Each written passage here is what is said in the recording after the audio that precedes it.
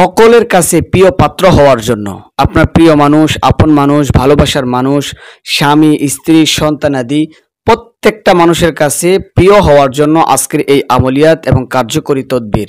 দিনদার ভাই ও বোনেরা, সকাল সন্ধ্যা যদি আপনি করতে পারেন, বৃহস্পতিবার দিন সারাদিন রোজা রেখে আপনি যদি ওই দিন থেকে আমলটা শুরু করতে পারেন, আল্লাহ চাহে তো প্রত্যেকটা মানুষ আপনাকে ইজ্জত করবে, প্রত্যেকটা মানুষ আপনাকে সম্মান করবে।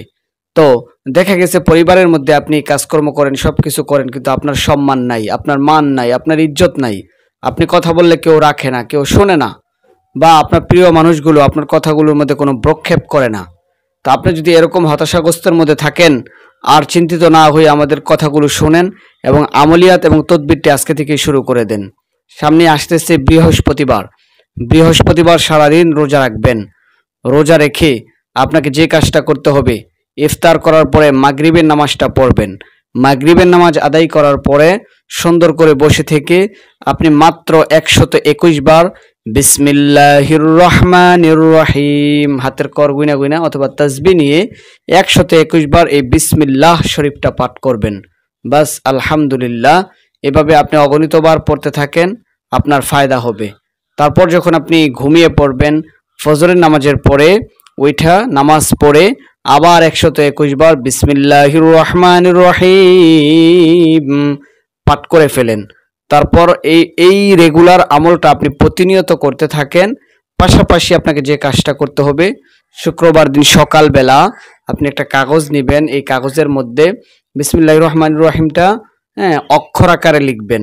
আমি স্ক্রিনে দিয়ে দিলাম, বা, সিন, মিম, আলিফ, লাম, হা, এভাবে কোনো জের জবর না দিয়ে শুধু পৃথক পৃথক অক্ষর আকারে আমি স্ক্রিনে দিয়ে দিলাম যেভাবে, এইভাবে আপনি লিপিবদ্ধ করবেন। 21 বার লিখবেন একটা পাতলা কাগজের মধ্যে।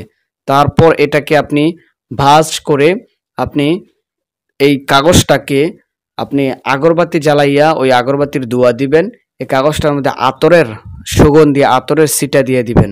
তারপরে পবিত্র হওয়ার পরে এটাকে ভাঁজ করে তাবিজে ভরে আপনার সঙ্গে যদি রাখতে পারেন, আপনার সাথে যদি রাখতে পারেন, এখন আপনি যার কাছে যাবেন সেই আপনাকে সম্মান করবে, যার কাছে যাবেন সেই আপনাকে ভালোবাসবে, যার কাছে যাবেন সেই আপনাকে মহাব্বত করবে। এই তদবির মিস হবার নয়। কার্যকরী আমলিয়াত কোনো জাদু মন্ত্র কুফরি টোটকার কথা নয়, আল্লাহর কালামের মাধ্যমে এই চিকিৎসার কথা আপনাকে বললাম। যারা এই সমস্ত হতাশাগ্রস্তের মধ্যে হয়ে আছেন, আপনার কথা কেউ রাখে না, আপনাকে কেউ ভালোবাসে না, আপনাকে কেউ ইজ্জত করে না, আপনাকে কেউ সম্মান করে না, এই আমল শুরু করেন। 5 ওয়াক্ত নামাজগুলো আদায় করেন। ইনশাআল্লাহু তাআলা আল্লাহ চাহে তো অচিরেই আপনাকে সবাই ভালোবাসবে, সবাই মহাব্বত করবে। একদিনেই কাজ হয়ে যাবে। আপনি কাজ শুরু করবেন, আল্লাহ তাআলা কবুল করবেন। আল্লাহ আমাদের মনের আশা কবুল করেন, আমিন। শাস্তি দেওয়ার মাধ্যমে চোরকে চিহ্নিত করতে পারবেন। আপনার মাল চুরি হয়ে গেছে,